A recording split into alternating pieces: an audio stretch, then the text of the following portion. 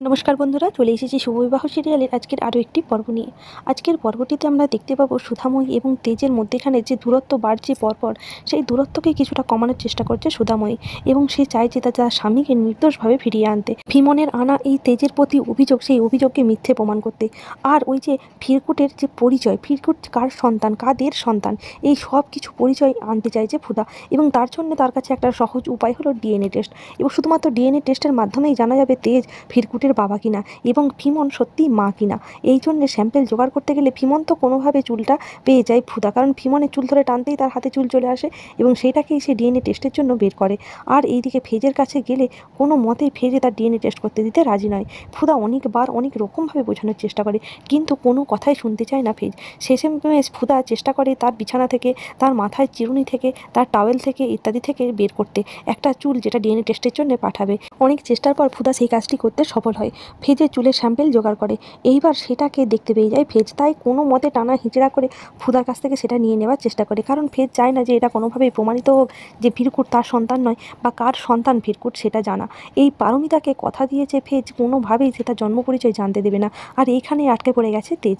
এইদিকে তার এক মন বলছে ক্ষুধাকে সব কিছু বলে দেওয়া উচিত, কারণ এটা যদি প্রমাণিত হয় বা না হয়, ক্ষুধার সাথে তার যে সম্পর্কটা দিন দিন খারাপ হচ্ছে, আর এইটা যদি প্রমাণ হয়ে যায় তাহলে তো সম্পর্ক ভেঙে যাবে। এই সব কিছু চিন্তা করতে থাকে।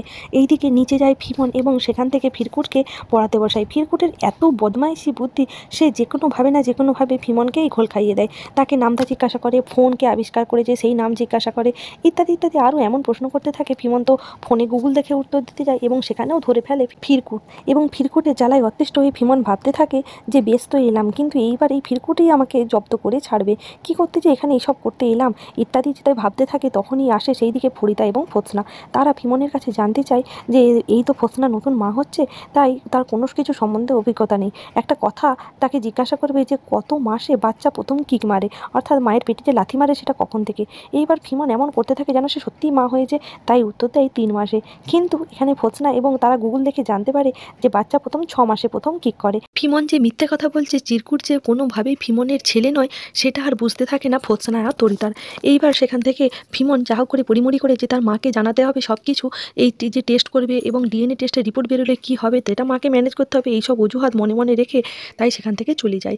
এইবার সবাই চিন্তা করতে থাকে যে কিভাবে এর থেকে ক্ষুধাকে রক্ষা করা যায়, কারণ ভাইকে আর ক্ষুধাকে কোনোভাবেই আলাদা হতে দেওয়া যাবে না। আর এই সব কিছুর মূলে এই ভীমনটাকে এখান থেকে কোনোভাবেই সাইজ করতে হবে, ইত্যাদি ইত্যাদি ভাবতে থাকে। এইদিকে বাড়িতে ফেজের সাথে কেউই ঠিক করে কথা বলে না, অর্থাৎ মা, কাকিমা, ছোটো কাকা কেউই বলে না। এবার ফেজ যখন জিজ্ঞাসা করে তখন বলে যে তোর সাথে কী কথা বলবো, তুই কি কথা বলার মতো কোনো মান মুখ রেখেছিস? আমাদের এইটাই প্রমাণ হয় যে তোকে ছোটোর থেকে ঠিকমতো মানুষ করতে পারিনি। আর ওই সুধার দিকে তাকালে চোখ ফেটে জল আসে।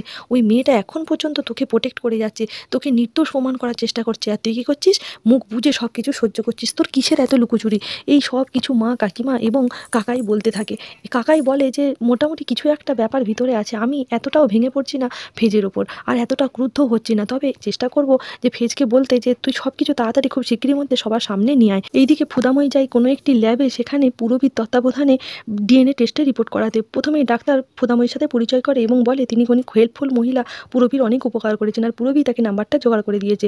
এইবার ক্ষুধা জানায় যে তার একটা উপকার করে দিলে ভালো হয়, কিন্তু তখন তিনি জানান যে তিনি 1-2 দিনের মধ্যে এই রিপোর্ট দিতে পারবেন না, তবে মুখে বলে দিতে পারেন যে রিপোর্টের রেজাল্ট কী, এবং হাতে কাগজের রিপোর্ট পেতে সেটা 1-2 দিন সময় লাগবে। ক্ষুধাময়ী সেখানে তার সাথে দেখা করে বাড়ি চলে আসে। এইদিকে আচার্য বাড়িতে আবার একটি প্রবলেম শুরু হয়। চিনুক পরীক্ষা দিতে গেলে গাড়িতে তার সাথে একজনের খুব ঝামেলা হয় এবং চিনু কথায় কথায় সেই তার অ্যাডমিটের কার্ডটি গাড়িতেই ফেলে দিয়ে চলে আসে, কিন্তু সেই যার সাথে ঝগড়া হয়েছিল সেই ভদ্রলোক সেই গাড়িতেই ছিলেন, তিনি আবার উল্টে চিনুককে সেই অ্যাডমিট কার্ড ফেরত দিয়ে যান এবং বলে যান পরে অবশ্যই দেখা হবে।